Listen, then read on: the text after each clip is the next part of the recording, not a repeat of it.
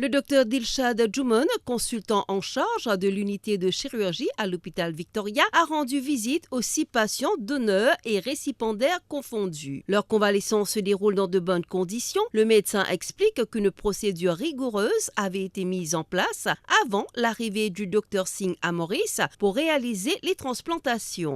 2-3 semaines de cela, je suis en contact avec le docteur Singh à travers une vidéo call, à travers une vidéoconférence et tout, qui nous fait une visioconférence, qui nous présente les cas au docteur Singh via le net, et nous assisons, nous discutons un par un, nous regardons des images, nous choisir littéralement quels sont les pairs qui nous sont capables de faire la transplantation, nous regardons les images, nous regardons tout le monde pour et les contre, tout le monde qui nous sont capables de gagner.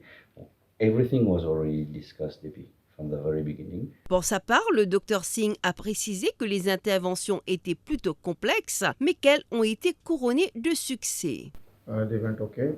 The first 2 recipients, one was reasonably straightforward. The other one had long-standing femoral lines which had narrowed down the big veins. So that gave us a lot of challenge during surgery, but with the teamwork we accomplished good outcome.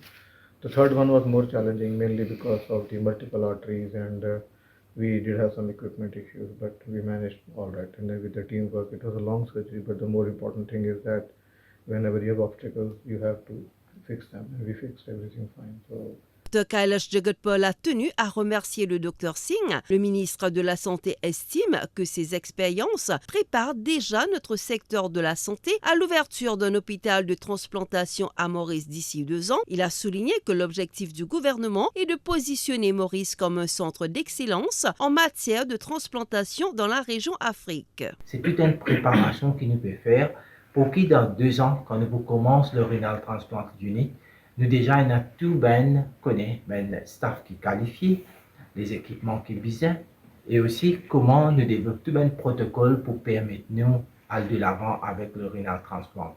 Dans l'avenir, nous pensons faire aussi le cadavérique transplant. Nous pensons aussi, peut-être nous pourrons pas faire aussi le liver transplant. Alors tout c'est un travail qui vient commencer, un travail de base, et dans l'avenir, nous pourrons pas faire tout ça, opération-là à Maurice, qui veut dire nous-mêmes, nous commençons à positionner nous pour en Afrique, pour être un centre d'excellence dans la matière de transplant. Après le succès de ces 3 transplantations, d'autres sont prévues dans un proche avenir.